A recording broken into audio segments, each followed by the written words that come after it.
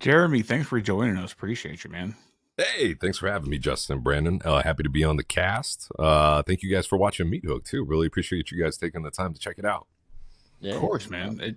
As I said before, it was just shitty that we had to watch it on fucking YouTube. yeah, I know, with all the ads, and I heard there's a lot of fucking ads on there too. So I don't know if yes. am I allowed to curse on here? I don't want to. I don't want to Yeah, get you of guys course in not. trouble You're or anything. cursed. Okay, No, there's cool. we put up a I put up disclaimer. a logo. It says like warning, explicit content. No Nice. children. Don't listen to Nice. us. Yeah, I mean, we're talking about horror, so if we can't curse, then what's going on? Exactly. I watched it. Brandon watched it last night again for the third time. It's Oh like shit, the third seven- time? Oh yeah, It's good. Wow, you guys are too nice. You guys are too kind.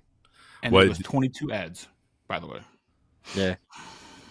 It's a lot of ads. A lot of freaking ads. Well, we are on Amazon now, which is good. Yeah. It's not Prime, like I mentioned before the cast. So we're on Amazon, but you have to rent or buy it. But we should be hitting Tubi pretty soon. So I think Tubi maybe has a little bit less ads than YouTube. So if you're able to catch it on Tubi, or if you're able to rent it through Amazon, probably the best way to avoid all those ads. Otherwise, you just skip it. Skip the ads when it comes to it. Yeah, just wait for Tubi. Like, it's Yeah. too many ads on YouTube. Unless you have a premium account, it takes it down to like 10 It's ads. atrocious. Yeah. It's atrocious. Yeah. Oh like yeah, it's bad. we used to have a time where there was no ads on any streaming services, and there was very few ads on YouTube, and now it's just it's ads on ads on ads. It's just it's ridiculous. Oh, they had to do it because everybody else was. Hey, we're gonna add live TV, so we got to put ads on TV now. So. Yeah. It's cable all over again. Mm-hmm. And These tech bros are screwing this whole industry up. Oh yeah. you already know. But that's First why we one- got independent films too. So And that's why Yeah. we only cover independent films. whoa. Just saying. So Hell the yeah. first question I got for you Lay it on me. is where did the story of Meathook come from, man? That's a very loaded question. Let me try and give you the condensed notes version of it. So I wanted to make a slasher film. Being a huge fan of slasher films ever since a kid, mainly Friday the 13th, Nightmare on Elm Street, particularly Scream, ones that are kind of meta and have like a little bit of a message to them a little bit. So I wanted to create a good slasher film, and I always thought it would be fun to explore what happens after the slasher film to the survivor, most particularly the final girl. So Meathook is almost like a quasi sequel almost, because we pick up on the events after all the trauma happened to our main character of in this film, Jordan. And then we kind of get told what happens in the film, throughout the story in flashbacks. We kind of reveal what happened to her friends and how she came to be in this way. So I thought it would be a very interesting approach just to see what happens and follow the final girl and exactly how all the events of being stalked by a killer and dealing with the traumatic loss of friends being killed, how that affects them and how they're able to overcome that and finally put an end to all the madness in the killer. So yeah, that was kind of the main thing going into it, was making a slasher film, but making something that approached it from a different way than other films haven't did before, but then also infusing it with a lot of fun kind of self-referential humor and meta comedy that would kind of set it apart from just your run-of-the-mill paint by the numbers slasher film. Which is why we have a lot of fourth wall breaks. We have a lot of kind of winking at the camera moments. So yeah, I hope that sets it aside from like a lot of the other kind of independent slasher films that you find out there. Yeah, that's why I gravitated toward it the most, because it didn't do what everybody else did. Right. Like you guys had a little bit of comedy. You guys basically acknowledged the viewers that are watching your film, and that's why I love it so much. Yeah. Yeah, and I feel like audiences, particularly horror audiences, we're so attuned to all the tropes of genres, and we're familiar with the formula of the slasher film. A friend show up, killer shows up, people get killed, da da da da. So any way that we can kind of introduce something new to that or something different, I feel like is a welcoming approach. Now whether or not it worked, is up to the viewer, but it sounded like it at least worked for you. So, Oh, it definitely worked for us. Yeah, definitely let, did. let me ask you guys this: what was your favorite kind of self-referential humor or meta part of the film? Was there anything that stuck out to you in particular that you thought worked well?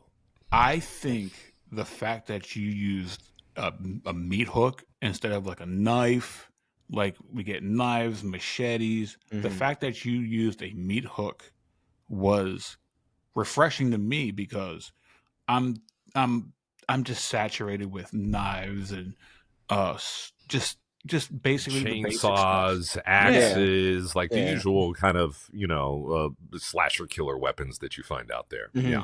it's it's refreshing that somebody actually took the time in their film to not be part of the conveyor belt of everyday slasher films Yeah, because Yeah. we get the I know we did last summers to the screams to the yeah. Friday the 13th, which I love Hmm. them, but Hmm. I'm glad that you did something original Different. because Yeah. original is what we talk about on this podcast all the time because Hollywood is just conveyor belt. All right, prequel. All right, sequel. How much money do we make? All right, pop out another one. You Hmm. actually cared about your film, and that's why I reached out to you the most. Thank you, Justin. I Yeah. appreciate that, man. And I'm glad that it resonated with you too. And I hope it resonates with a lot of other people as well.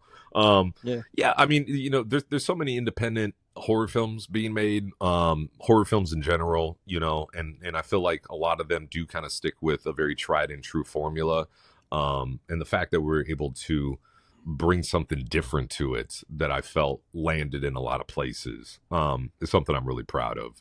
And I hope that, it sets our film apart from a lot of the other kind of slasher films out there in terms of our approach to it. And we do have a pretty unique murder weapon. Everything's Yeah. usually knives and like you said, axes and stuff like that. So introducing a very new kind of, not new necessarily, because you had I Know What You Did Last Summer and 3 on a Meat Hook, to some degree Texas Chainsaw Massacre. That's a little bit more hanging people on hooks as opposed Yeah, to chasing them down and stabbing them with them. But yeah, it's a very fun, cool weapon. That lends itself really great to the slasher genre. And I'm really happy with the weapon that we're able to put together for it too. It's not just kind of a very standard, Yeah. generic sort of looking weapon. It has a little bit of character to it. Yep. And it took a while for me to find that. I actually I purchased our meat hook on eBay. Very old, kind of rustic looking thing. I wanted something with some character to it, and then our makeup effects artist, really great artist named Yun Nam. She really killed it, and she made like 2 different prop weapons. She made a model and a molding of our original meat hook, and then she made 2 plastic versions of it that we're able to use for like the actual kill scenes. yeah. So it worked out really good, and I still got all the hooks. One of them's kind of bent out of shape right now, but yeah, I got to put that on display here somewhere. I feel like one of So these the days. so the question I got is, why did somebody have a meat hook on eBay? That's just wild in Hey, who itself. knows? I mean, maybe they were using it for picking meat up somewhere along the line. Yeah, yeah. Well, the other thing that I think, kind of sets our film apart from a lot of the other slasher films is our slasher villain. He does have a unique weapon, which is great. That's one. But we also Hmm. give him a really cool backstory. I feel like Yeah. that also helps you understand the motivation for the killer and hopefully makes you care about him a little bit and not just see him as just, like a Jason, just, a very kind of faceless, formless, slasher killer that's just kind of very, very kind of two-dimensional almost in some ways. At least that's what I feel like Jason has kind of become over time.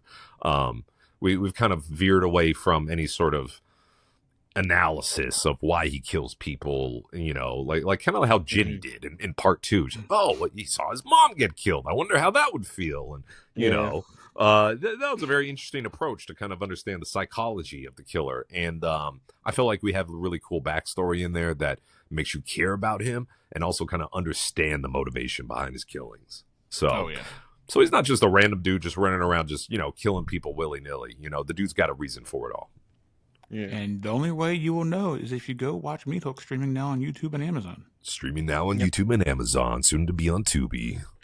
And I'm not going to give out spoilers, so you got to go and watch no it. spoilers. We No don't do spoilers. here. No spoil. Check it out for yourself. You're Yeah. gonna enjoy it. Brandon, All right, what'd you Brandon, think about it? Oh, I loved it. Like I said, I absolutely loved the movie. I love the fact that you, like you said, you picked out something original.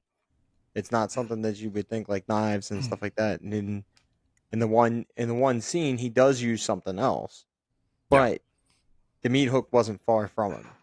Exactly. He set it down. He walked over. He grabbed the other weapon he's going to use, and then he just quickly uses it, and then he goes back and grabs his meat hook. Exactly. To go about his next kill that he's going to do. He had to switch it up a little bit, you know. Yeah. He got a little tired of the stabbing. He had to do a little something else, but you know, you got to switch it up every now and again. Yeah. So that's where I was like, all right, this is definitely something different, and like we've all mentioned, the slashers are kind of, I say, a little bit overdone, outplayed, and a little overdone now. Yeah. But when you put different twists on them, that's when it can be different, and you can make it not really as outplayed as they've been for years. I mean, you think about it, Scream's been doing it for now 7 movies. We're gonna be 7 movies. Exactly. Yeah. And even when they did it back in, 96, when the original Scream movie came out, that was a very postmodern take on the slasher film, and that kind of helped reinvent the genre, which is why we got all these, slasher films in the late 90s, early 2000s. I Know What You Did Last Summer. Yep. All the reboots that we ended up getting. So it really helped revitalize the genre, and I feel like we haven't really had that sort of resurgence or that film that kind of, sets things apart, to really give us that kind of reinvention of the slasher genre or something different. Because we're now in like the postmodern era of slasher films where it's like, well, what are you going to do now? You can't just do the same old gag of acknowledging that there's horror movies in a universe like Scream did, almost 30 years ago. So how are you going to make things different? What are you going to introduce to this very tried and true genre that hasn't been tried before, that is going to, challenge audiences, or give them something that they haven't seen before. And I hope that we're able to do that. Yeah. Oh, you guys did. I mean, there was definitely like and this is what I've always said to Justin too. He this movie does not look like a low budget movie either. It's not like an independent, like a typical, and like some independents you notice that, okay, it's real low budget. You can tell it's a real low budget independent. Yeah. This movie was not a low budget. So like my question is, how did you make it so perfect with that? That's a great question. And a lot of people have pointed that out too, that even though, you can tell that it's kind of low budget in many ways in terms of maybe the amount of locations and things that we have, it still looks very clean, and it looks like we spent a lot more money on it than we actually did. Yeah. We went in not having a whole lot of money, and when I was writing the film, I intentionally kept in mind what locations I had access to, what I can shoot with the limited amount of resources that we had. So part of it was really just keeping in mind our budget limitations and crafting a story around that, which we did really well. And then not only that, but just having a really great crew of people who knew what they were doing, that was willing to step in and do anything that they can to make sure this movie looks great. And we took our time with it too. We started principal photography on this film, believe it or not, back in October 2020. That's when we initially started shooting, which was all the scenes in the car with the couple at the very beginning of the film. And we shot on and off for weekends for like the next 6 months or so. And then we edited the film, and then we did some pickup shots. We did some reshoots of a couple scenes. So luckily we had the time in order to craft it in the editing process, as well as hone in on the visual effects that we had, honing in on a really good orchestral score that our composer Renee put together. So having that time in post-production in order to make sure that we got everything right, the color grading, the sound design, we spent a lot of time to make sure that it looked good, sounded good, and we got the best possible product that we could put out there. So yeah, it was really just about stretching the dollar, and it was really just about having people on the crew to collaborate with who knew what they were doing or were at least passionate enough about what they were doing that we were able to find things in order to make the film look good and stretch things out. We had a really great sound designer who worked on film with all the sound effects, everything like that, the ADR. We had a great production sound mixer. And that's one thing that you can tell about a lot of low budget films, whether or not they didn't have any money or not, is if the sound is any good. You're not going to notice it if it's good because, you're kind of used to hearing good sound. But if it's bad, you can hear a fucking air conditioning in the background. It sounds like the microphone's 20 feet away from the actor. It's things like that, that we paid a special close attention to make sure that we are on par with a lot of the other independent successful horror films that come out. And we didn't have nearly the budget for it, but we made do with what we had, and we crafted a story specifically with what we had around us in order to make it work. So I'm just happy that everybody's acknowledging the fact that they feel like it looks good and it looks like more than what we spent money on. It was no problem from me. It looked like a Hollywood film to me. Yeah. Hell yeah. So my next question is probably my biggest question I'm going to ask you this entire time. Shit. Let me get ready. How did the partnership with you and Terror Films come about? Because I didn't know anything about your film until I started scrolling around on social media and whatnot, and then they started putting out ads that it was coming soon and whatnot, and then I went to their website and saw a trailer and whatnot. Mm-hmm. Like, how did that come about? That's a great question, Justin. So always wanted to partner with the distributor. We knew that from the offset before we started making the film, that we wanted to partner with somebody that would be a great home for the film, that would be able to promote it and would be able to focus on our film, and we're not going to get lost in a slate of a bunch of different ones. So even when we were in production, we were fielding offers from different distributors that were interested in the film and wanted to see a screener, and they all had different terms in their agreement. But the partnership with Terror Films really started when I attended an interview, a Q&A with the president of the company, Joe Dane. I work over at New York Film Academy, which is in Burbank. It's one of the film schools that we have out here. Even though I'm in LA, it's called New York Film Academy.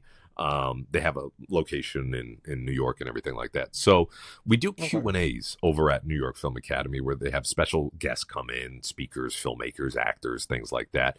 And one of them that they brought in was Joe Dane, who was actually friends with a couple people, instructors in the filmmaking department there. So, and Terror Films was always on my radar because when we were in production, I was looking at different lists of distributors that I thought might be a good fit for Meathook. And one of them was Terror Films. So I knew I wanted to look into them. I knew they sounded like a company that might be a good fit.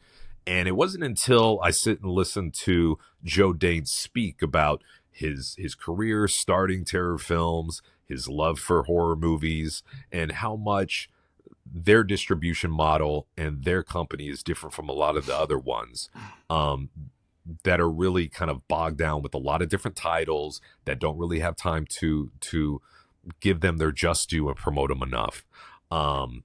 And they're still a very upstart kind of company. They've been around for a while, but they're still very much in that independent realm, very much giving a lot of opportunities to independent filmmakers, giving chances to independent films. So when we were on our festival run, I think is when they initially reached out and they expressed interest in seeing a screener of the film and possibly distributing. So that's when I was like, okay, well, I really like what Joe had to say in regards to how the company operates and how they work with filmmakers. And the biggest thing for me was how transparent they are in terms of, finances, reports, and how they're able to build those relationships with filmmakers based on trust and transparency. So I really enjoyed that. I listened to a lot of podcast interviews that Joe Dade did and really did my homework to make sure that this was a company and these were people who would really do good by the film and that we would have a great partnership with. So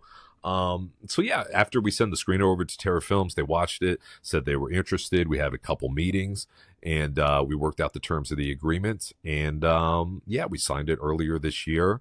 partnered with them. Really happy with how everything has gone so far.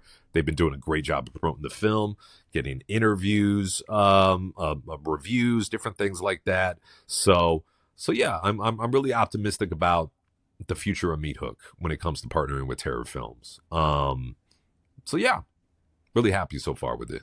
Yeah, Terror Films is tearing up the independent scene with like they have another one coming out called Rerouting, which looks really fucking good. Mhm. Yeah, And like they're doing justice for everybody over there. It feels like they're giving really people, solid.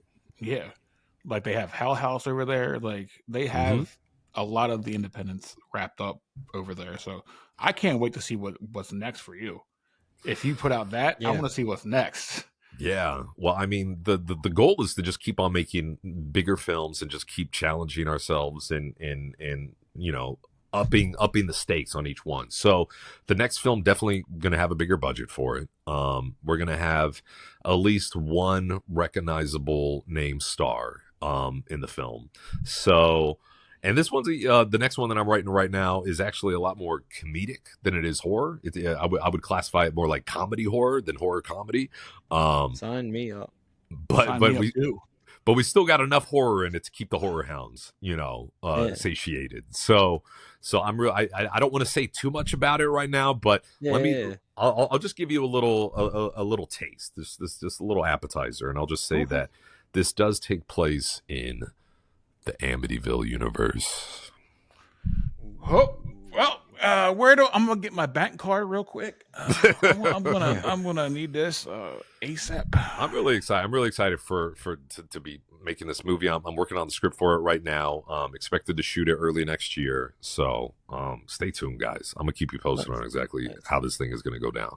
Oh, we can't wait. Like, Yeah. I'm hooked. See what I did there? You're I'm hooked. Justin's hooked. You see I'm that? hooked. He All got right, Ryan, hooked. what you got next? I see you itching over there. So yeah, what made you get into being a director in movies?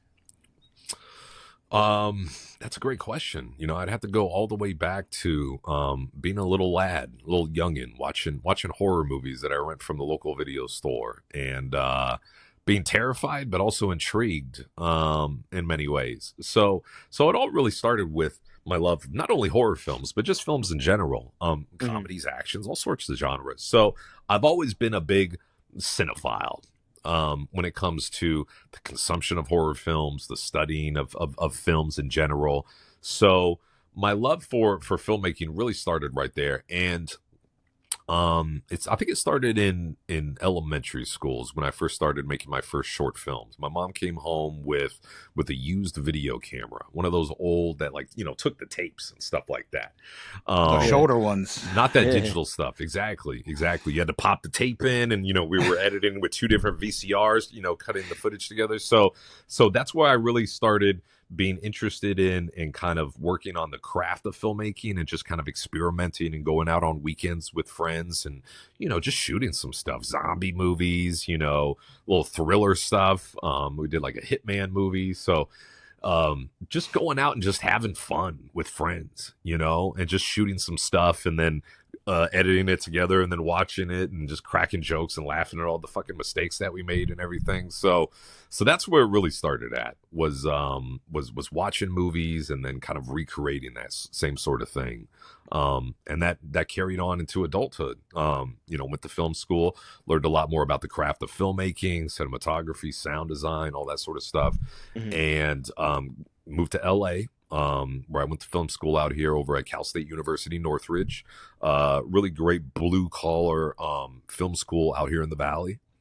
So directed my senior thesis film there, which was kind of a fantasy drama, very much in the vein of Pleasantville, I would say, called Golden Age, which we shot partly on Super 16 millimeter film because part of it takes place in the 40s. You know, it's kind of like Yeah. a girl gets sucked into a 1940s Casablanca-esque film, and she has to kind of navigate, you know, those waters, and it's a really fun flick. It's on Amazon Prime. It's also on YouTube if you guys want to check it out. It's called Golden Age short film. So I really learned a lot about filmmaking from that as well, and then just started making more short films after college. Just started churning them out, learning more about the craft, and then eventually I felt like it was time to make a feature, and spent the next 4 years creating Meathook, and here we are now we're talking about it, so full circle. Yes, I just want to see more now, because with how Meathook ended, do we get a sequel? Come on now, you done took one of my questions there. I'm sorry, I had to ask my a later question one. because I mean, you know, that's definitely one of those questions that I feel like is always going to pop up, you know, especially since it's a slasher movie. People are going to wonder, well, is there going to be a sequel? And I can't really answer that question just yet. It really depends on how successful Meathook is, and if we can find some people in order to, you know, hand us some money in order to go make another one. Because we definitely want to have a bigger budget if we're going to do another one, you know, and just up the stakes, have bigger production value, everything like that. So hopefully, fingers crossed, and hopefully all the viewers out there watching this thing will go check it out, discover it, enjoy it, leave us some reviews, and just get the name out there, you know, get some traction, get some buzz. And if enough people like it, and if enough people are clamoring for a sequel, then I have two different ideas for a sequel. One that I came up with a while back, right after we finished the film, and then the second one I actually just came up with a couple months ago, very randomly when I was thinking about it. And the new idea is super crazy meta. I think you guys will get a big kick out of it. So honestly, I kind of hope that it becomes successful enough so I could tell that story. Because I think it would really be a natural progression for where the film would go after we left off on the first one. Without giving too much away and telling you guys what the thing is, but but very much meta, just super crazy, just self-referential humor throughout. So hopefully one of these days we're going to get that opportunity. But again, it all really comes down to how successful the first one does, you know. So we just need more people to discover it, more people to check it out. Like Justin said, we're on YouTube. It's got a shitload of ads, but if you want to go on Amazon, we got a lot less. Or if you want to wait until Tubi, then we should be hitting that too. So we just need to get the word out. And I think part of it is, you know, doing interviews with you guys, getting reviews from people, and just finding out what people liked about it, finding out what worked. Go on Letterboxd, leave a nice review, like I'm about to do after this episode. We're on Letterboxd. Yeah, check us out. I mean, and you know, you ain't got to sugarcoat it. You know, if there's some things that you didn't like about the film, I'm all open. There. Yeah, let us know. You know, it doesn't have to be all, you know, sunshine and rainbows. You could tell us, yeah, I didn't like this scene. I didn't like the fourth wall stuff. You know, there could have been more gore. There could have been this, that. You know, be open and honest with us. But the more reviews that we get, good or bad, the more it feeds into the algorithm, the better chance we have of being successful, the more chance we have of making a sequel, the more chance I have of making more films, which I really want to do. And I got a lot of stories to tell, some stuff that I really feel like a lot of horror fans out there haven't seen before and would really get a kick out of. So please, anybody out there, you know, go to Amazon. It's like $4.99 to rent it. You know, it's $9.99 to buy it. You know, it's not that much, and it's a totally independent production that we had. You know, we did not have huge, you know, budget going into this thing. We didn't have a whole lot of donors just throwing money at us. You know, there's a lot of independent films who, you know, get a nice little budget in order to make their films. And I think watching Meathook, you could see how much we can make a dollar stretch. You know, and for any investors, you know, looking at that sort of thing, I feel like that only empowers them and gives them much more of a reason in order to say, hey, these guys, you know, if they did this with that amount of money, I wonder what they can do with something else, you know? Yeah. Like, I can only imagine what y'all could do with an unlimited budget. Like, Oh, forget about it. Yeah, it's crazy. Forget about it. I mean, One of the reviews that we had was on Instagram, and it was from a reviewer called Chuck the Movie Guy, I believe, and that was the first review that we kind of got out the gate, and something that he said, which really stuck with me, and I thought was really kind of him to say, was Meathook is $100,000 away from being a household name in slasher films, and I was like, wow, like if that's how you feel, if we just had that much more amount of money that we were able to craft an even bigger film and get even more eyes on it, then it's that good. The story's that good.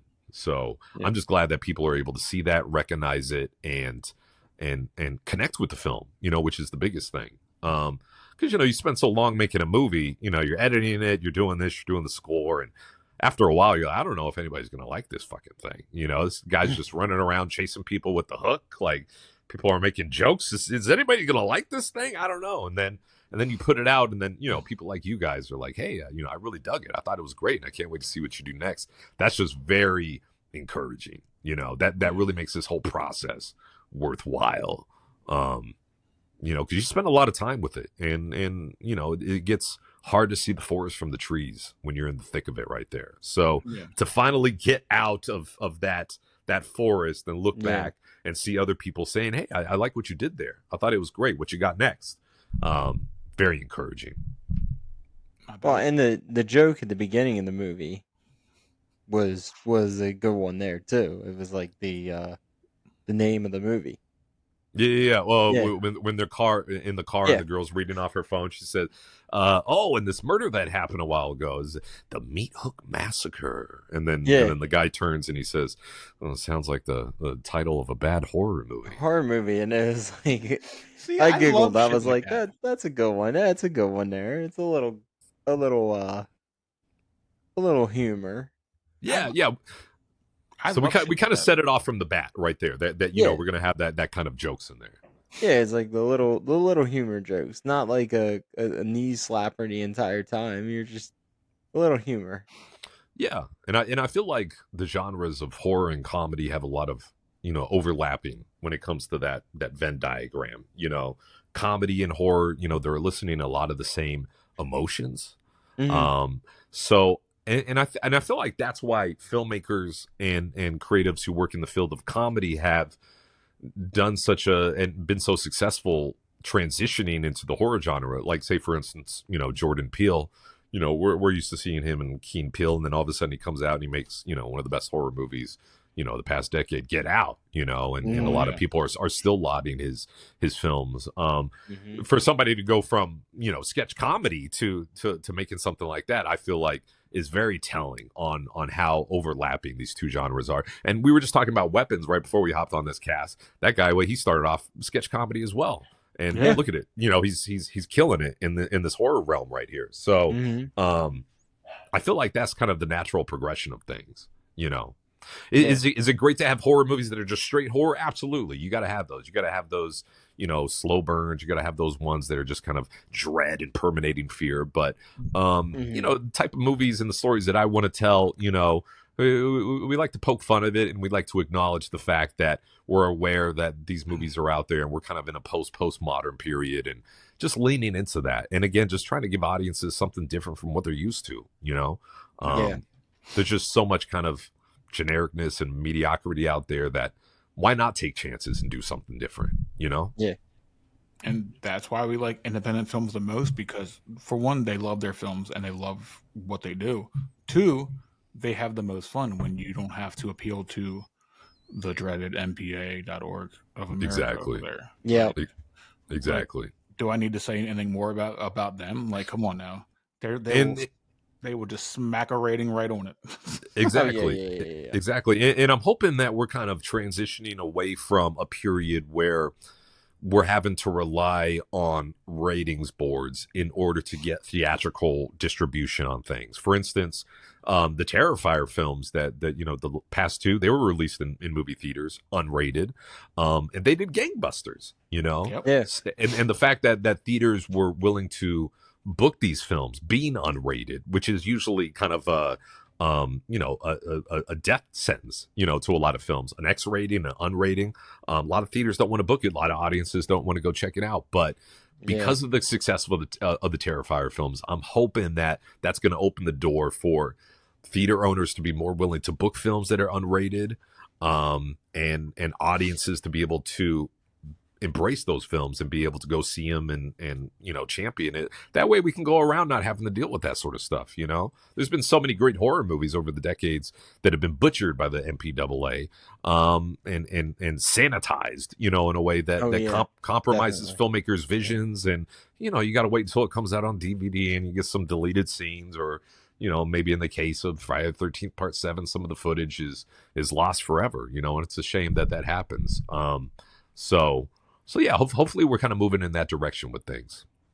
Since you said that, I asked one of my local theaters. I'm not going to express out the chain name AMC, but Oh, I've asked them about why don't they show independent films more. And word. you want to take a wild guess what I got back from him? What'd they tell you? They said they're not financially liable. Is what I got back. Yep. Financially liable, like how so? They don't make money. They don't make money. Basically, it's the corporate version of we don't take chances because we may not get our money back.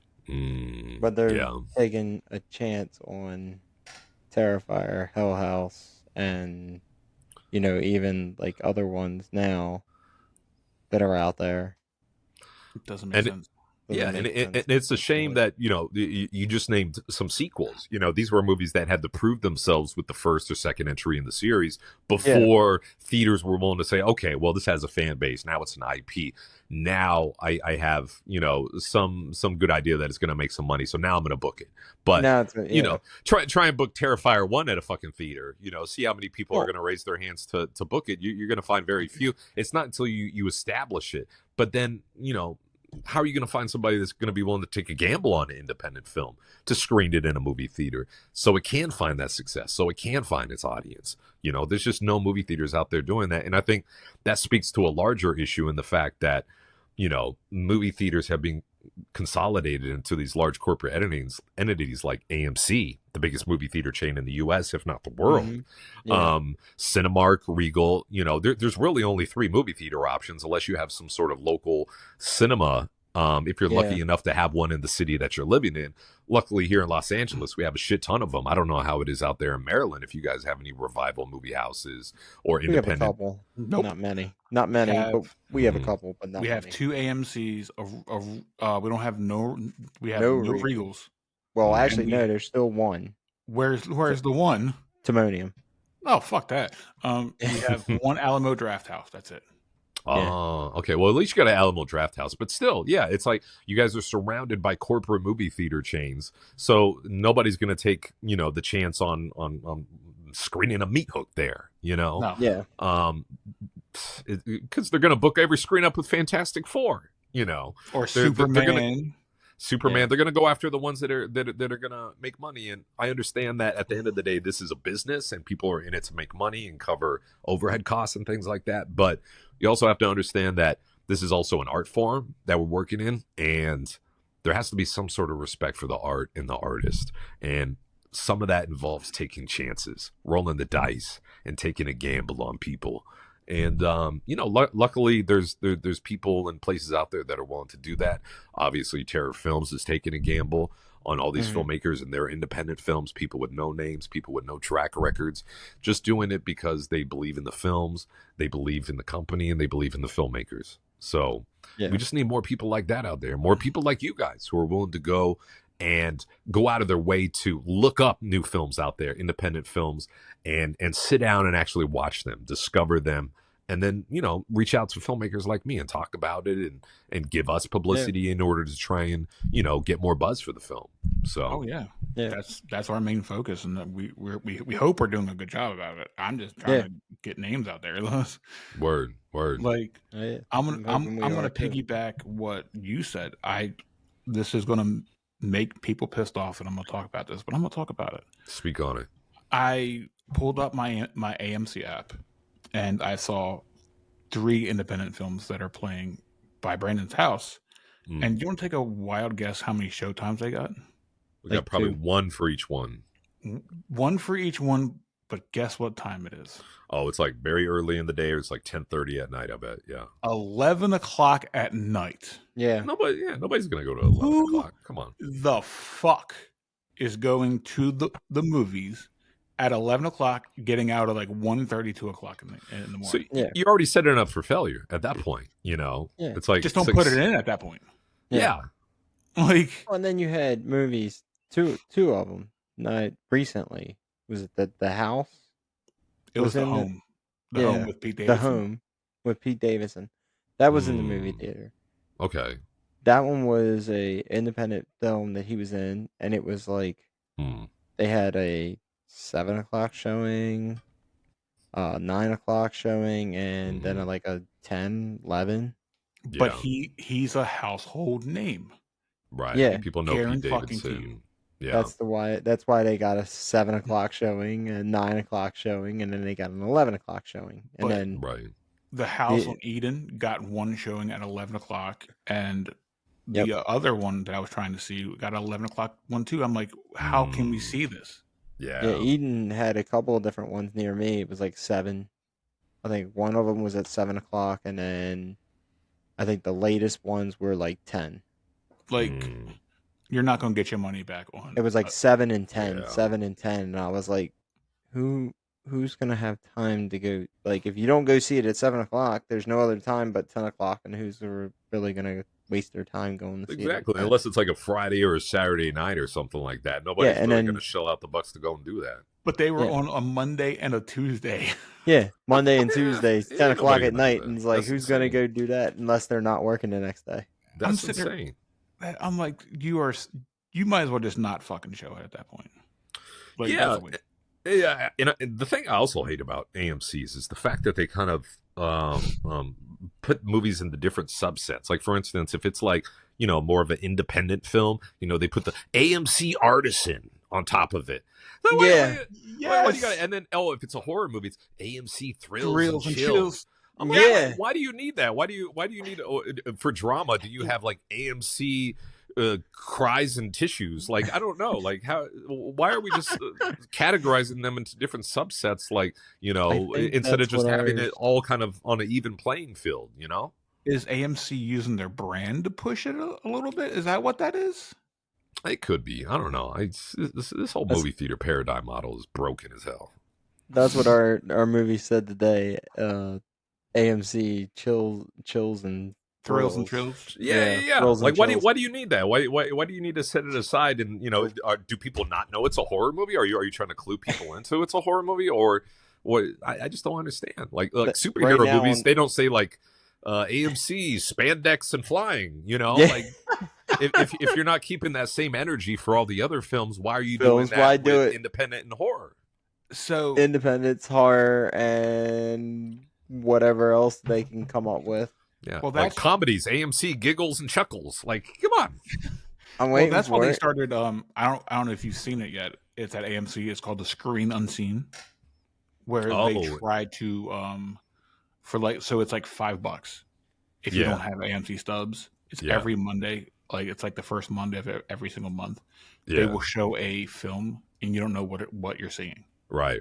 So they've been feeding a little bit of independence in there. Yeah. Like, trying to, but what gives me the most is if it's a movie that I want to see, people just walk out and say, I've never heard of this. You didn't let the movie cook yet. Right. Like, right. Oh, it's all indie shit. Okay. Right. Well, they deserve a chance too. Year. Exactly. Last year we went and seen Bike Riders, and people were walking in. We were walking in, and people were walking out. It was like, well, they didn't want to see this movie.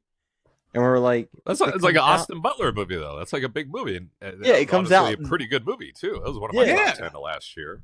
Yeah, it was ours too. And it's like, it comes out Thursday. Like, everybody, why are you guys leaving? Yeah. $5. Come on. You're seeing it before anybody else. Take advantage of it. Take it. That's what we did. We took advantage of that. We were like, we didn't know what it was. We had a feeling. We had a feeling that it was going to be. I texted Brandon. I said, I have a feeling instead of going on Thursday, why don't we go Monday? And we walked in, and I said, Brandon, I fucking told you so. Yeah. And we both sat there and looked at each other and we're like, all right, you were right. So we sat down, we watched the movie, we enjoyed it. Mm-hmm. And then I went this year, me and the wife went, and we were sitting there and we went in and it was My dead friend Zoe, my friend Dead, yeah, Okay. my friend which Dead was an Zoe. indie film, and people walked out of that too. And people got up and walked out of that too. They were like, nope, they didn't want to see this either. And it was like, that movie didn't come out for like 3 weeks, I think. another 4 3 weeks or a month or whatever it was. Mm-hmm. And it was like, why are people leaving when you didn't even know what the movie was going to be? It's $5. Yeah, and I think that also speaks to a problem with the viewing audiences that we have, is that unless somebody's being told by, like, you know, their friends or somebody on Instagram or something like that, oh, you should check out this movie. Oh, it's doing great at the box office. You know, nobody's going to really have any inclination to see it. Nobody's willing to take a gamble and a risk to sit down and watch a movie they never heard of with nobody in it that they've ever seen before that they recognize. Mm-hmm. You know, people just are unwilling to try anything different and try and discover something for themselves, you know, that isn't being fed down to them, you know, through some sort of, you know, media blitz campaign. You know, exactly. Try and get somebody to watch Superman. Oh yeah, Superman. I know Superman, James Gunn, Marvel, or DC or whatever. You know, Quick. But get somebody to watch Meathook. It's like, Meathook. What's that? It's a slasher killer. Who's in it? Oh, it's nobody you know. Is it advertised on my news channel? Yeah. Is it showing up in my Instagram feed? You know, if it will eventually. But if it's not being put right on their radar, then people, you know, they don't want to discover it. You know, they want other people to tell them, hey, this is worth seeing before they can actually do it. Exactly. So we need more audiences that are willing to go out their comfort zone and discover shit that they've never heard of before, that they've never seen, that doesn't have big stars, that doesn't have a big budget, that's not made by a big studio. And there's just not enough people out there that do that, I feel like. No. They're awfully picky and choosy when it comes to their stuff. Yeah, it is. And it's sad, you know, because there's so many great films out there being made by independent people. Always. Things that are just flying under the radar, you know, that nobody discovers just because it's not being pushed or because it's coming out the same weekend as, you know, Superman or something like that. It's very hard to get discovered in the fray of all these movies out there. Yeah. Well, that was like another movie earlier this year we promoted, and that was Marshmallow Man. No, it was Marshmallow. Marshmallow. Yeah, that's right. Marshmallow Man, the Ghostbusters prequel. Yeah. No, I heard good things about Marshmallow. Yeah, you know, I saw the guys on Red Letter Media recommend that. I want to go check that out. Yeah, it's fantastic. That had a theater run, but of course when it went in theaters, it went up against two big movies. Juggernauts. Well, one was a huge movie. The other one was not that big, but well, we say it's not that big, but it was Who big are we though to them. But it went up against Sinners.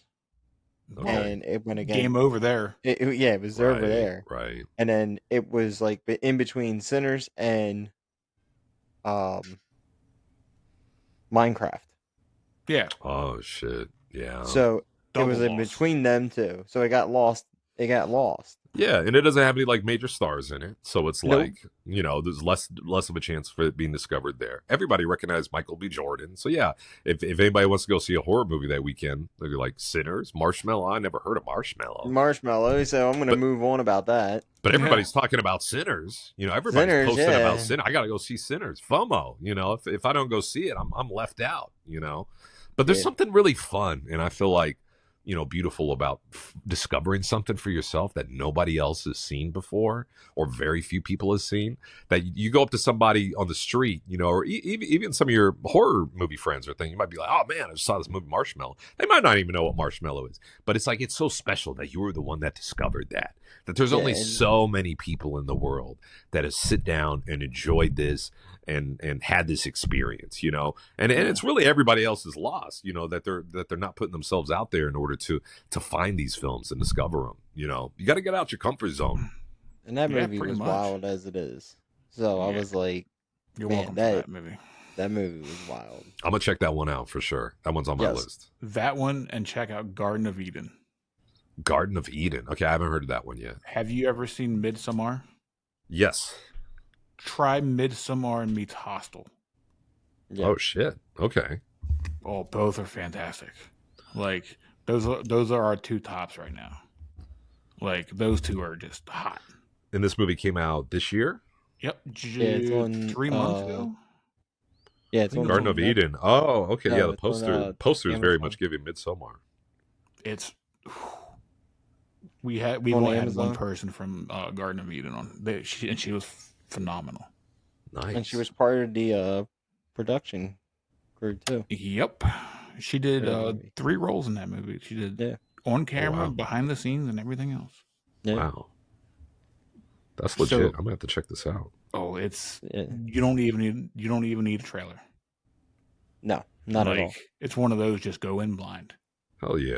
And just go for a ride. Because the first 30, 40 seconds is enough to hook you. See what I did there? So we got I said this line to my friend. I want to see if you agree, if both of you agree to it. Independent films is like a Major League Baseball team that doesn't have a ballpark to play in. Like the Orioles. Very much so. Yeah, I would see that. Yeah.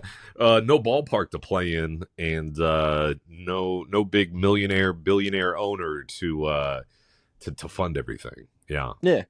It's a very scrappy kind of D League, kind of D League team that's over there trying to make things work and win some games. But it's hard when everybody's watching, Yeah. That's a good analogy, though. Better than the Orioles, or as I call it. Yeah, better than the Orioles. So where can people follow you?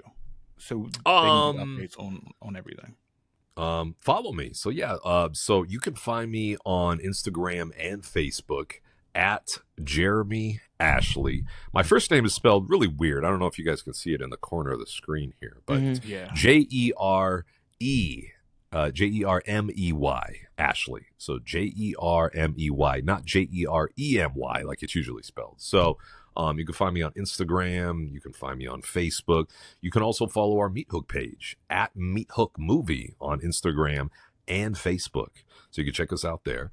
And again, the movie, you can find it for streaming. It's on YouTube, like you guys said. We got a lot of ads, but it's free. So go check it out. It's on Shocks and Docs, which is the Terror Films YouTube channel where they put out a lot of their releases.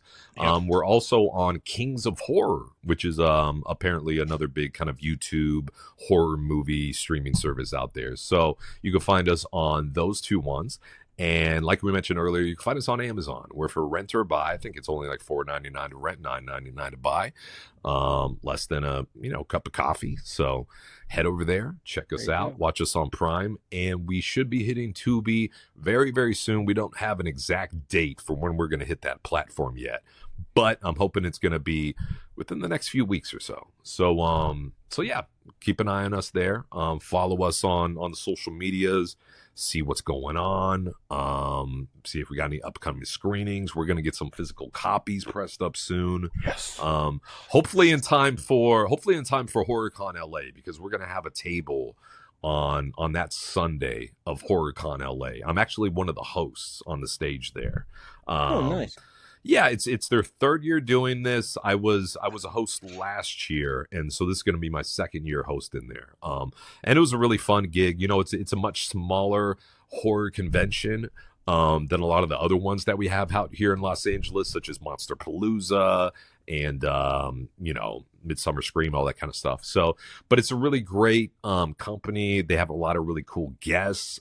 For instance, last year I was able to introduce Al Katz from Tales from the Crypt up on stage to talk. I was able to introduce who else? Alan Hallworth, who was a composer for a lot of John Carpenter films, including Escape from New York, things like that. So had a really great time connecting with a lot of these people and meeting them, and just making network connections all the way through. So if anybody's in the LA area in September, we're going to be at HorrorCon LA. We're going to have a table. Hopefully, we're going to have some physical releases of the film, DVD and Blu-ray, ready to sell. So head on over, check us out.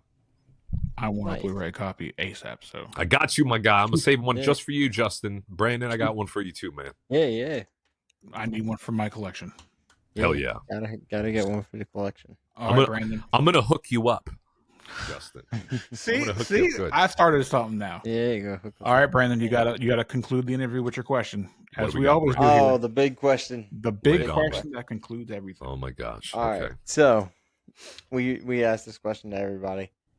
Since you are the man in charge of everything for your movies, if you had one chance of doing this, you had unlimited budget, what would you do? Would you make a new movie or would you make a remake of a movie? When it comes to remakes, I think Mick Garris, horror, filmmaker, said it best, is that there's too many people remaking good movies, but nobody's remaking bad movies. Like, take a movie that could have been really, really good, but it just wasn't. Let's remake that. Let's see if we can make that good. That'd be fun and interesting, because there's already a good, a Nightmare on Elm Street. There's already a good Scream out there. Why remake these things? They already perfected it. They killed it. They knocked it out the park. Let's find one that didn't work and see if we could, retool it and give it a new life. So if I was gonna do a remake, it would be something like that.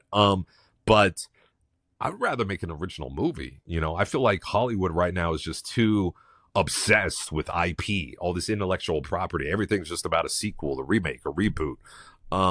That we need more independent films out there. We need movies that aren't just part of the paradigm that's being put out right there. So, and that's going to be the next feature film that I'm making, is going to be, even though I mentioned that it is going to be in the Amityville universe, it is so separate from everything involving that it is very much an original film. And I have a lot of other films that I'm working on right now, scripts, stories that are all original films as well. I don't really have anything that's like a reboot or a remake of anything. However, I would say that I feel like Police Academy is due for a good remake. I feel like we can interject some really fun modern humor from the last couple decades, and we can make a really fun R-rated Police Academy film. Yeah. So if somebody were to hand me the reins to that, I feel like that would be a really fun challenge to take on. But other than that, no, I want to tell original stories with original characters. We got enough movies with Sidney Prescott. I feel like we got enough movies with Clark Kent and all that sort of stuff. Let's try something different. Let's not be afraid to fail. Let's gamble, because at the end of the day, this is an art form, and you can't play it safe every time when it comes to art. You can't just bet on the sure bet. You gotta try something different. You gotta come out of left field with something. And those are the ones that really, touch on the zeitgeist, and really become part of culture, ones that aren't afraid to push the envelope and try something different. So as a long-winded way of going back to your question, I would rather make an original film for sure. Okay. So not Blumhouse. Got it. All right. Cool. Not Blumhouse. No, if Blumhouse wanted to hand me a check, and give me some creative freedom and final cut and things like that in order to make a movie, then I'm all for it. But I just don't feel like those are the type of movies necessarily that Blumhouse is making right now. But I hope that they do, and I hope that they're willing to take gambles and risks, and they do put out original films. Whether or not they're successful or not is really determined by the audience. But I feel like we could be taking more risks in the realm of independent original storytelling. Yeah, I couldn't agree more. Hell yeah! So I can't say anything more after that one, but Jeremy, again, that's all there is to it. Seriously, I got nothing now. I appreciate you, Justin. I appreciate you, Brandon. Brandon, you saw the movie 3 times. Much love, my guy. Appreciate you sticking around and watching it that many times. Justin, I really appreciate you going out of your way to discover the film and have a platform for filmmakers like me to come on and talk about our little small, low-budget films and, try and get some more eyes on it. So really appreciate you guys doing this. appreciate you for problem, coming man. on, man. Appreciate you a lot.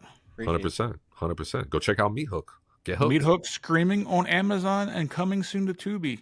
Go That's right, buy baby. it. Don't rent the motherfucker. Buy the it. motherfucker. Buy You're it. gonna want to own this Prime one. You're gonna want to Box. watch it again. Yeah. Because I'm about to watch it again. So buy it. My guy. My All guy. right.